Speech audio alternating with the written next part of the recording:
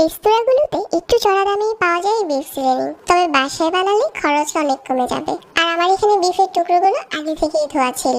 Half চা চামচ রসুন বাটা দিয়ে দিচ্ছি, আর 1 চা চামচ আদা বাটা, হাফ চা চামচ দিয়ে দিচ্ছি লবণ, আর 1/4 চা চামচ কালো গোলমরিচের গুঁড়া, চাইলে সাদাটাও দিতে পারেন। 4 চা চামচ লাল মরিচের গুঁড়ো দিয়ে দিচ্ছি, আর অল্প আছে ভালো করে সিদ্ধ করে নিয়েছি।